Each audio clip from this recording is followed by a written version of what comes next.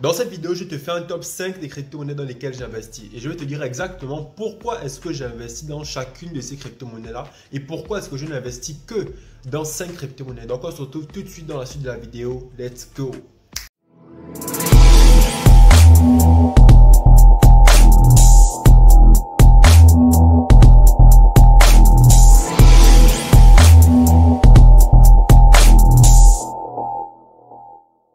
Bonjour à tous et bienvenue sur Crypto Afrique Future. Sur cette chaîne, on parle de crypto-monnaies en Afrique et on explique à toute la communauté comment les crypto-monnaies fonctionnent de façon simple et pratique. Donc, si la thématique t'intéresse, n'hésite pas à t'abonner à la chaîne et surtout active la cloche de notification pour t'informer de toutes les prochaines vidéos qui paraîtront sur cette chaîne. Alors les gars, aujourd'hui, je te fais une vidéo vraiment importante parce que je partage très rarement en fait des projets crypto, très rarement. Pourquoi? Parce que la majorité des personnes, lorsqu'ils regardent une vidéo sur YouTube d'un influenceur crypto par exemple, lorsque cet influenceur crypto là va dire quelque chose, va dire ah, la personne va prendre ça comme parole d'évangile et va aller investir. Mais non, moi je vais vraiment vous emmener à savoir capter l'information et faire vos propres recherches. Voilà pourquoi quand je vous présente un projet crypto, j'explique toujours le projet derrière pour que vous compreniez que je ne sélectionne pas une crypto-monnaie au hasard. Je la sélectionne en fonction de certains critères précis et c'est ce qu'il faudrait que vous fassiez. Et je vais vous montrer dans cette vidéo comment vous allez faire pour trouver des pépites. Parce que beaucoup de gens cherchent des pépites. Mais les pépites, ce n'est pas ce que vous croyez. Ce ne sont pas les crypto-monnaies qui vont faire 1 fois 1000 en 1 jour, en 2 jours, en 3 jours et après rechuter le lendemain. Non, non, ce n'est pas ça des pépites. Les pépites, c'est des crypto-monnaies qui ont des projets solides, très solides, qui vont apporter un réel changement et dont il manque juste une seule chose, la communauté. Et on va en parler dans la suite de la vidéo tout de suite. Alors la toute première crypto-monnaie dans laquelle j'investis, c'est Bitcoin. Bien évidemment, Bitcoin représente la majorité de mon portefeuille crypto, simplement parce que j'estime que Bitcoin c'est la crypto-monnaie la plus incensurable du marché crypto et c'est celle-là qui c'est la mère. Comme on dit au Gabon, hein, au Gabon, il y a une tendance actuellement qui fait que lorsque quelqu'un est précurseur dans un domaine, on dit que c'est le père de la chose. Et donc, dans le domaine des crypto-monnaies, le Bitcoin, c'est le père de la chose, clairement. Donc, du coup, avoir du Bitcoin, pour moi, c'est être sécurisé, c'est avoir de l'argent. Au cas où le système monétaire s'écroule, quand tu possèdes du Bitcoin, tu sais que tu possèdes de l'argent qui peut être reconnu par tous. Parce que, comprenez bien qu'avoir des altcoins, c'est bien. Parce que les altcoins se performent plus. Mais combien d'entreprises acceptent les altcoins comme moyen de paiement?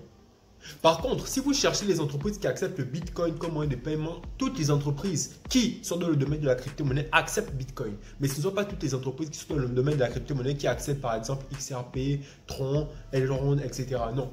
Les altcoins, ce sont des crypto-monnaies. Ok.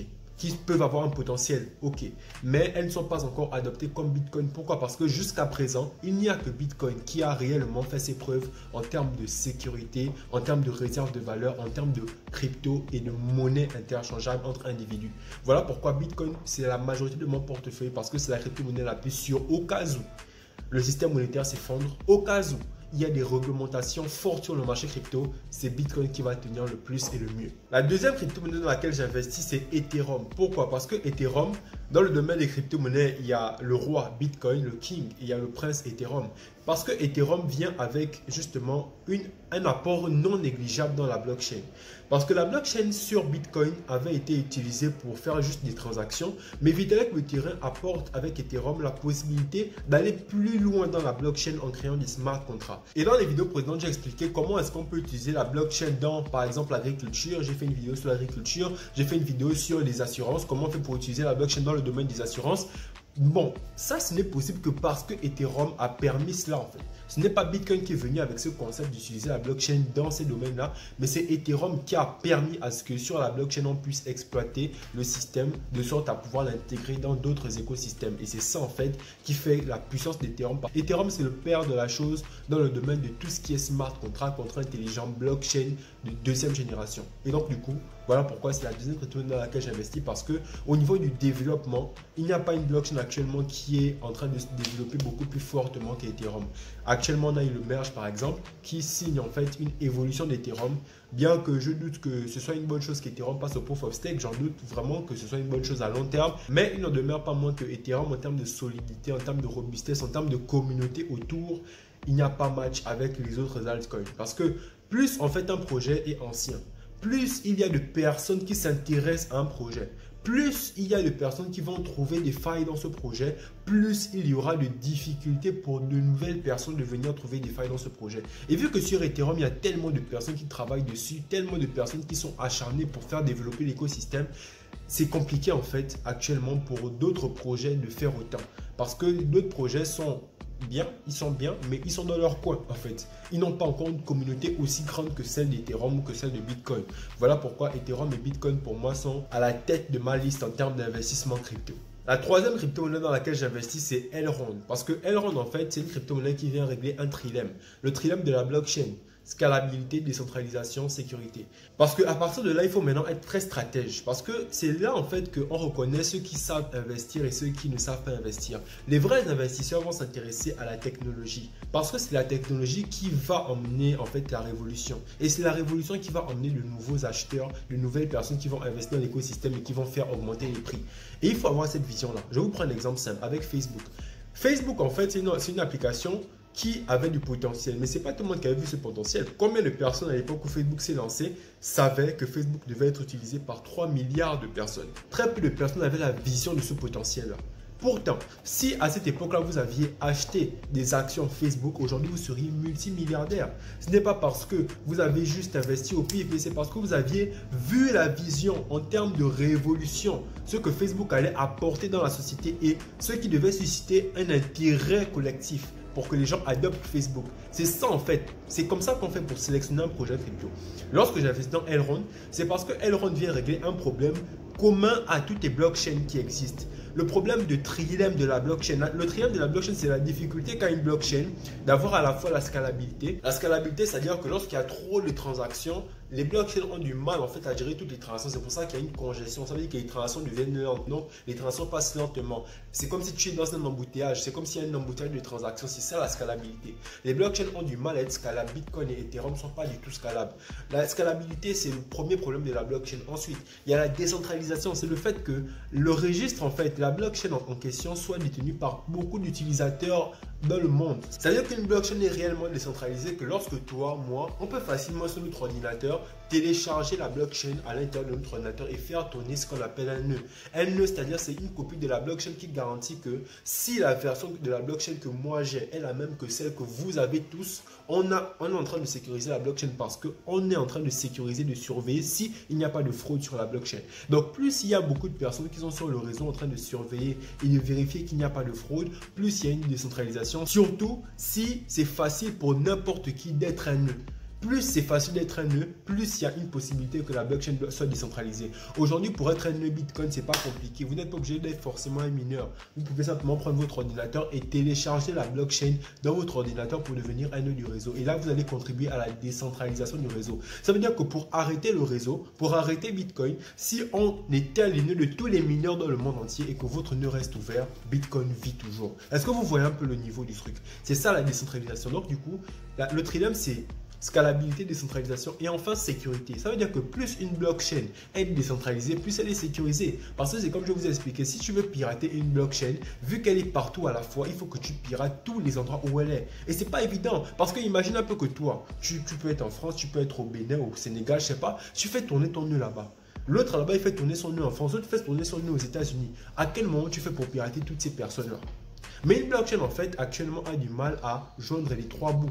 Scalabilité, décentralisation et sécurité. Alors que Elrond est en train de chercher à régler ce problème-là, justement avec des nouveaux mécanismes, avec de nouvelles façons de faire et de concevoir les mécanismes de consensus. Je parle là du proof of stake.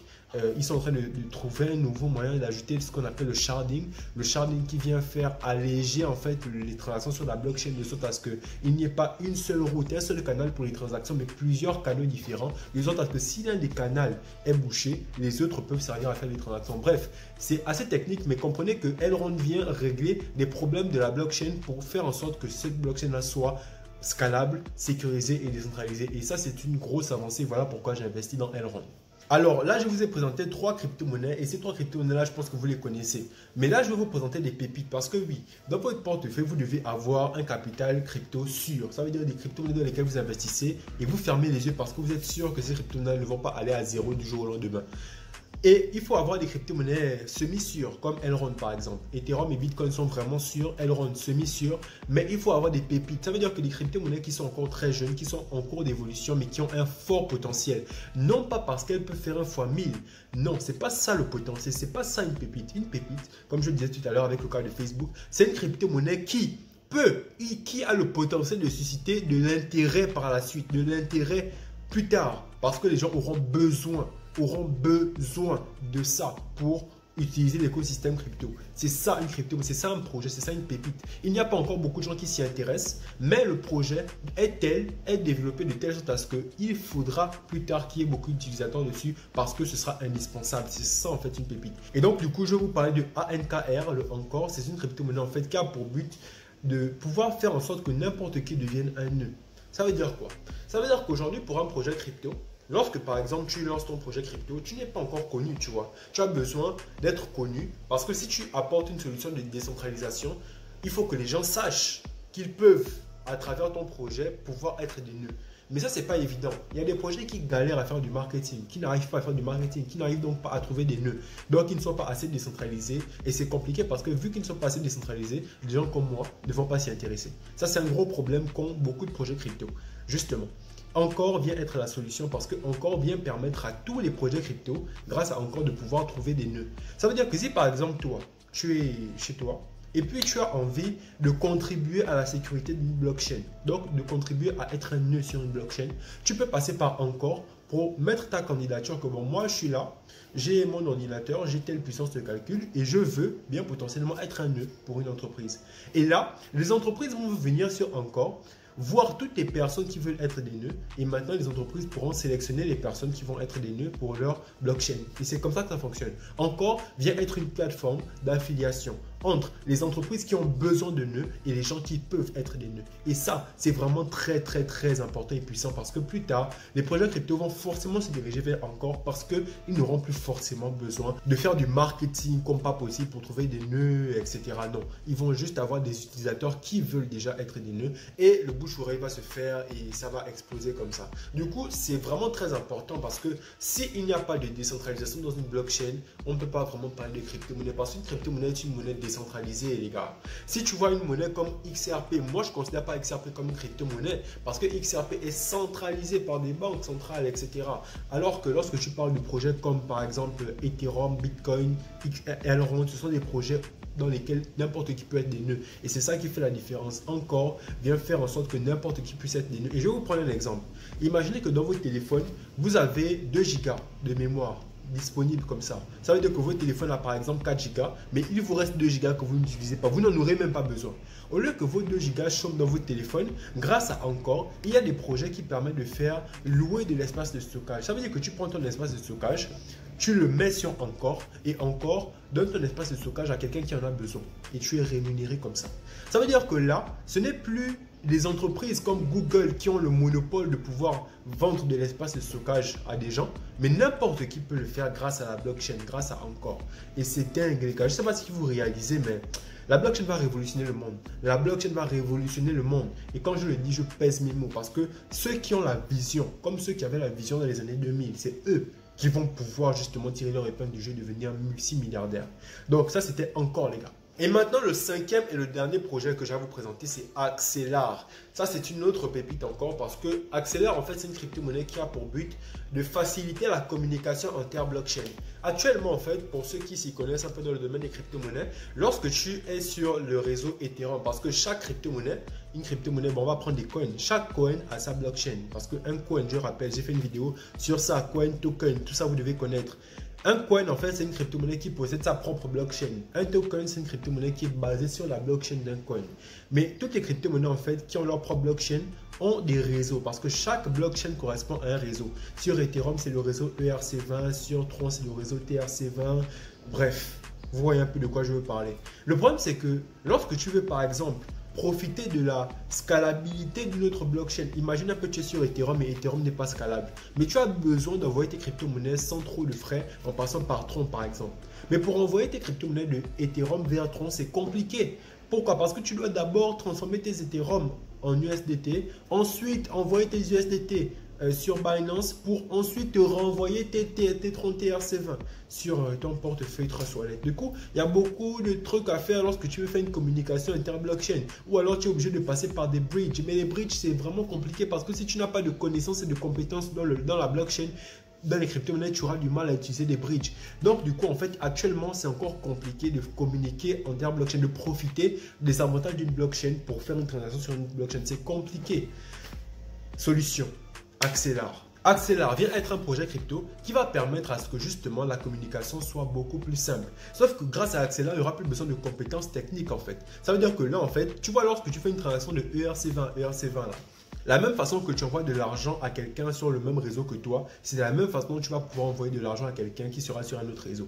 Grâce à Accelar, il n'y aura plus besoin en fait de forcément connaître beaucoup de choses. Tu vas pouvoir utiliser la blockchain sans même savoir que c'est la blockchain que tu utilises, tellement ce sera simple. Si je veux faire une transaction, au lieu de faire une transaction et de sortir, d'aller à gauche, à droite, Accelar va te permettre par exemple de sélectionner le réseau sur lequel tu veux envoyer et d'envoyer directement. La communication inter-blockchain sera beaucoup plus simple et fluide que maintenant. Les bridges, c'est vrai que c'est bien, mais les bridges, c'est pas optimal pour une adoption massive des crypto-monnaies. Parce que le gros frein à l'adoption des crypto-monnaies, c'est la complexité. Et plus le temps passe, plus nous sommes en train de réfléchir. Parce que oui, toi, tu dois aussi être un acteur de l'évolution de l'écosystème. Nous sommes en train de réfléchir à comment faire pour rendre l'utilisation des applications crypto, l'utilisation des solutions crypto beaucoup plus simple, de sorte à ce que quelqu'un qui utilise des crypto-monnaies ne sache pas forcément qu'il est sur la blockchain. Imagine un peu lorsque tu es sur Facebook. Est-ce que tu as besoin de savoir que Facebook est codé en JavaScript, en HTML, en CSS? Tu t'en fous de ça. Tu navigues juste parce que ce qu'il y a en back-end, ce qu'il y a derrière Facebook, ben, ça ne t'intéresse pas. Tu n'en as pas besoin pour utiliser Facebook. Et c'est exactement comme ça que la blockchain sera dans quelques années. On n'aura pas besoin de forcément avoir des compétences techniques dans la blockchain pour utiliser la blockchain, pour utiliser des applications sur la blockchain. Et c'est ça qui va faire une innovation et qui va changer la donne. Et vous allez me poser la question, pourquoi est-ce que je n'investis que dans 5 crypto-monnaies? Et je vais vous répondre, c'est parce que simplement, les crypto-monnaies, c'est un écosystème dans lequel il faut être très concentré. Parce que les opportunités sont là. Mais vu que vous êtes trop dispersé, à chercher les pépites, à chercher trop de crypto-monnaies, vous ratez. Lorsque vous avez une crypto-monnaie dans laquelle vous investissez, vous devez obligatoirement suivre la crypto-monnaie et son évolution sur Twitter et sur Discord. Parce que sur Twitter et Discord, ce sont les deux réseaux sociaux sur lesquels il y a les communautés qui discutent des projets crypto actuellement. C'est sur ces plateformes-là que les projets crypto en fait communiquent et disent quelles sont les news. Et lorsqu'on parle de news sur un projet crypto, ce sont les premières personnes qui ont l'information de la news qui vont pouvoir bénéficier de la news. Imaginez par exemple, Elrond récemment avait lancé le Maillardex. Lorsqu'ils ont lancé le Maillardex, le prix a explosé. Mais les gens sont explosés, mais les gens qui sont venus après, qui ont appris la news après, ils n'ont pas profité de l'explosion. Ils n'ont pas profité. Alors que les personnes qui suivent le projet de près et qui avaient la news avant les autres, ils avaient déjà positionné leur argent. Et lorsque c'est explosé, ils ont fait du bénéfice.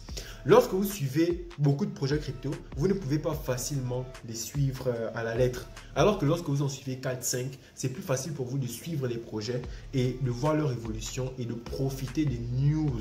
Parce que les news, c'est vraiment très important. Si tout de suite là, une banque centrale dit que voilà, ils investissent 300 trilliards de dollars dans le marché crypto, ben le marché va exploser.